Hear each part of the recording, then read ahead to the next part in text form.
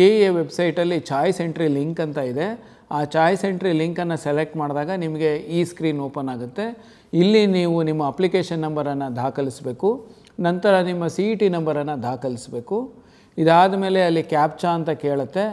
ಅಲ್ಲಿ ಕ್ಯಾಪ್ಚಾ ಏನು ಮುದ್ರಿತವಾಗಿದೆ ಅದನ್ನು ನೀವು ದಾಖಲಿಸಿ. ಇದಾದಮೇಲೆ ನಿಮಗೆ ಸೆಂಡ್ OTP ಅಂತ ಕಾಣ್ತಾ ಇದೆ. ಆ ಸೆಂಡ್ OTPಯನ್ನು ಸೆಲೆಕ್ಟ್ ಮಾಡ್ಕೊಳ್ಳಿ. ನಿಮ್ಮ ಮೊಬೈಲ್ ಸಂಖ್ಯೆಗೆ ಅಂತಂದರೆ ನಿಮ್ಮ ಮೊಬೈಲಿಗೆ OTP ಬರುತ್ತೆ. ಆ ನಂಬರನ್ನು ಎಂಟ್ರಿ ಮಾಡಿ. ಇದಾದ ಮೇಲೆ ಅಲ್ಲಿ ವೆರಿಫೈ OTP ಅಂತ ಇದೆ. ಆ ವೆರಿಫೈ OTP ಸೆಲೆಕ್ಟ್ ಮಾಡ್ಕೊಳ್ಳಿ. ಇದಾದಮೇಲೆ ನಿಮಗೆ ನಿಮ್ಮ ಫೋಟೋ ಕ್ಯಾಪ್ಚರ್ ಆಗುತ್ತೆ. ಫೋಟೋ ವೆರಿಫಿಕೇಷನ್ ಇರುತ್ತೆ. ಸೊ ಫೋಟೋ ವೆರಿಫಿಕೇಷನನ್ನು ಮಾಡ್ಕೊಳ್ಳಿ. ಇದಾದ ಮೇಲೆ ನಿಮಗೆ ಅಲ್ಲಿ ಅಡ್ಮಿಷನ್ ಸ್ಕ್ರೀನ್ ಅಂತ ಈಗ ನೀವು ನೋಡ್ತಾ ಇದ್ದೀರಿ. ಈಗ ಮೊದಲು ನೀವು ನೋಡ್ತಾ ಇದ್ರಿ ಆಪ್ಷನ್ ಎಂಟ್ರಿ ಸ್ಕ್ರೀನ್ ಅಂತ. ಈಗ ಅದೆಲ್ಲ ಡಿಸೇಬಲ್ ಆಗೋಗಿದೆ. ಈಗ ಇಲ್ಲಿ ನಿಮಗೆ ಅಲಾಟ್ಮೆಂಟ್ ಇದೆ, ಅಂದರೆ ನಿಮ್ಗೆ ಏನು ಸೀಟ್ ಅಲಾಟ್ ಆಗಿದೆ ಅದು ತೋರಿಸುತ್ತೆ. ಮತ್ತು ಇಲ್ಲಿ ಅಡ್ಮಿಷನ್ಸ್ ಅಂತ ಏನು ನೋಡ್ತಾ ಇದ್ದೀರಿ ಇದರಲ್ಲಿ ನಿಮಗೆ ಚಾಯ್ಸ್ ಎಂಟ್ರಿ ಲಿಂಕ್ ಅಂತ ಇದೆ. ಸೊ ಆ ಚಾಯ್ಸ್ ಎಂಟ್ರಿನ ಸೆಲೆಕ್ಟ್ ಮಾಡಿ. ಸೊ ಚಾಯ್ಸ್ ಎಂಟ್ರಿ ಸೆಲೆಕ್ಟ್ ಮಾಡಿದಾಗ ಈಗಾಗಲೇ ಹೇಳಿದ ಹಾಗೆ ಅಲ್ಲಿ ನೀವು ಸಂಕ್ಷಿಪ್ತವಾಗಿ ನಿಮಗೆ 4 ಚಾಯ್ಸ್ ವಿವರಣೆಗಳನ್ನು ಮತ್ತೊಮ್ಮೆ ಕೊಟ್ಟಿದ್ದಾರೆ.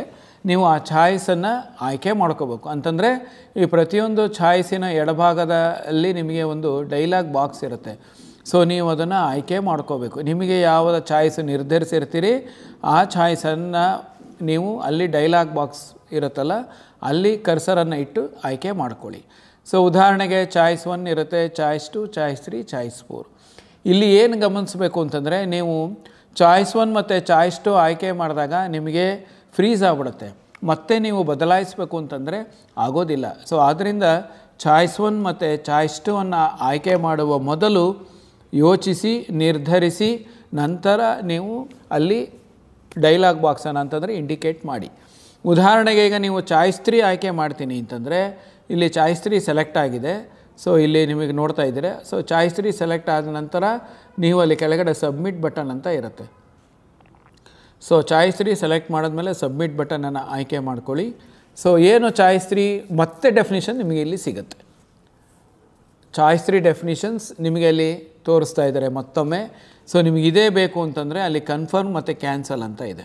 ಸೊ ಇದನ್ನು ಮಾಡೋಕ್ಕೆ ಮುಂಚೆ ನಿಮಗೆ ಇಲ್ಲಿ ಎಡಭಾಗದಲ್ಲಿ ನಿಮಗೆ ಅದು ಡೈಲಾಗ್ ಬಾಕ್ಸ್ ಏನಿದೆ ಅದನ್ನು ಸೆಲೆಕ್ಟ್ ಮಾಡ್ಕೋಬೇಕು. ಸೆಲೆಕ್ಟ್ ಮಾಡಿ ಕನ್ಫರ್ಮನ್ನು ಸೆಲೆಕ್ಟ್ ಮಾಡ್ಕೊಳ್ಳಿ. ಸೊ ಇದನ್ನು ಸೆಲೆಕ್ಟ್ ಮಾಡಿದಾಗ ನಿಮಗೆ ಅಲ್ಲಿ ಈ ಸೆಲೆಕ್ಟೆಡ್ ಚಾಯ್ಸ್ 3 ಅಂತ ಬರುತ್ತೆ. ಮತ್ತು ಇಲ್ಲಿ ನೀವು ನೋಡ್ಬೋದು ಚೇಂಜ್ ಮೈ ಚಾಯ್ಸ್ ಮತ್ತು ಪ್ರಿಂಟ್ ಮೈ ಚಾಯ್ಸ್ ಅಂತ.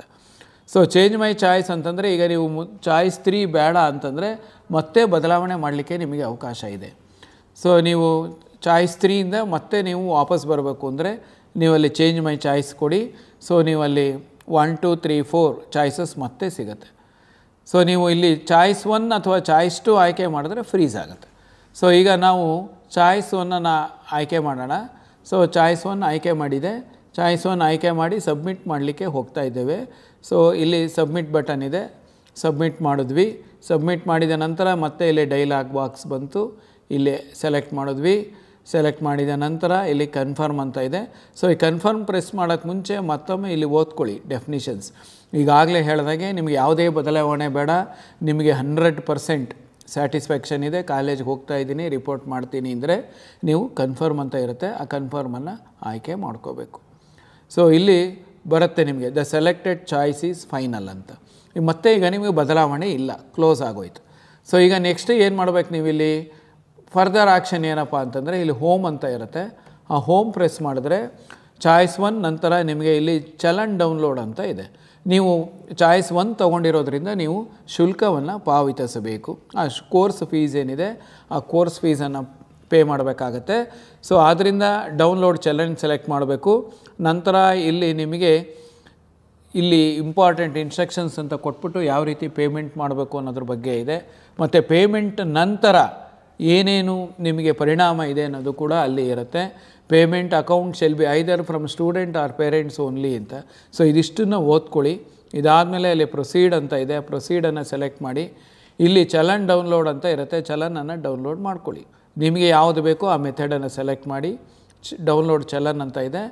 ಡೌನ್ಲೋಡ್ ಚಲನ್ ಮಾಡಿದ ಮೇಲೆ ನೀವು ನಿಮ್ಮ ಹೆಸರು ಮತ್ತು ನಿಮಗೇನು ಸೀಟ್ ಅಲಾಟ್ ಆಗಿದೆ, ಕೋರ್ಸ್ ಫೀಸ್ ಎಷ್ಟು, ಇದಿಷ್ಟು ಕೂಡ ಅಲ್ಲಿ ಚಲನಲ್ಲಿ ಡಿಸ್ಪ್ಲೇ ಆಗುತ್ತೆ.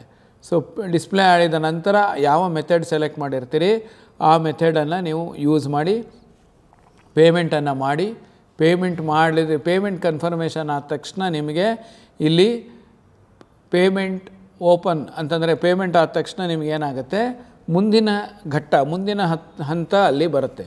ಸೊ ಮುಂದಿನ ಹಂತ ಏನಪ್ಪ ಅಂತಂದರೆ ಅಲ್ಲಿ ಕನ್ಫರ್ಮೇಷನ್ ಸ್ಲಿಪ್ ಅಂತ ನಿಮಗೆ ತೋರಿಸುತ್ತೆ. ಆ ಕನ್ಫರ್ಮೇಷನ್ ಸ್ಲಿಪ್ಪನ್ನು ನೀವು ಡೌನ್ಲೋಡ್ ಮಾಡ್ಕೋಬೇಕು. ಕನ್ಫರ್ಮೇಷನ್ ಸ್ಲಿಪ್ಪನ್ನು ಡೌನ್ಲೋಡ್ ಮಾಡಿಕೊಂಡು ಈಗಾಗಲೇ ನೀವು ಚಾಯ್ಸ್ 1 ಆಯ್ಕೆ ಮಾಡಿರೋದ್ರಿಂದ ನೀವು ಕಾಲೇಜ್ಗೆ ಹೋಗಿ ರಿಪೋರ್ಟನ್ನು ಮಾಡ್ಕೋಬೇಕು. ಸೊ ಪೇಮೆಂಟ್ ಆಯಿತು, ನಿಮಗೆ ಕನ್ಫರ್ಮೇಷನ್ ಸ್ಲಿಪ್ ಬರುತ್ತೆ. ಕನ್ಫರ್ಮೇಷನ್ ಸ್ಲಿಪ್ ಬಂದ ತಕ್ಷಣ ನೀವು ಅಲ್ಲಿ ಡೌನ್ಲೋಡ್ ಕನ್ಫರ್ಮೇಷನ್ ಸ್ಲಿಪ್ ಅಂತ ಇದೆ. ಸೊ ಡೌನ್ಲೋಡ್ ಕನ್ಫರ್ಮೇಷನ್ ಸ್ಲಿಪ್ ಮಾಡಿ ಪ್ರಿಂಟ್ ತೊಗೊಳ್ಳಿ. ಅದನ್ನು ತೊಗೊಂಡು ನೀವು ಕಾಲೇಜ್ಗೆ ಹೋಗಿ ರಿಪೋರ್ಟನ್ನು ಮಾಡ್ಕೊಳ್ಳಿ. ಕಾಲೇಜ್ಗೆ ಹೋಗಬೇಕಾದ್ರೆ ನೀವು ಎಲ್ಲ ಮೂಲ ದಾಖಲಾತಿಗಳನ್ನ ನೀವು ತೊಗೊಂಡು ಹೋಗಬೇಕು. ಮೂಲ ದಾಖಲಾತಿಗಳು ಪ್ಲಸ್ 2 ಸೆಟ್ ಜೆರಾಕ್ಸನ್ನು ತೊಗೋಬೇಕು. ಸೊ ಇಲ್ಲಿ ನೀವು ನೋಡ್ತಾ ಇದ್ದೀರಿ ಕನ್ಫರ್ಮೇಷನ್ ಸ್ಲಿಪ್ ಅಂತ ಬಂದಿರುತ್ತೆ. ಸೊ ಈ ಕನ್ಫರ್ಮೇಷನ್ ಸ್ಲಿಪ್ ಮೇಲೆ ಕ್ಲಿಕ್ ಮಾಡಿದ್ರೆ ಡೌನ್ಲೋಡ್ ಆಗುತ್ತೆ. ಸೊ ಕನ್ಫರ್ಮೇಷನ್ ಸ್ಲಿಪ್ಪನ್ನು ಪ್ರಿಂಟ್ ತೊಗೊಳ್ಳಿ. ಈ ಪ್ರಿಂಟ್ ತೊಗೊಂಡು ನೀವು ಇದನ್ನು ತೊಗೊಂಡು ಕಾಲೇಜಿಗೆ ಹೋಗಿ ರಿಪೋರ್ಟನ್ನು ಮಾಡ್ಕೊಳ್ಳಿ. ಸೊ ಇಲ್ಲಿಗೆ ನಿಮಗೆ ಒಂದು ಸ್ಟೇಜ್ ಮುಗಿಯುತ್ತೆ.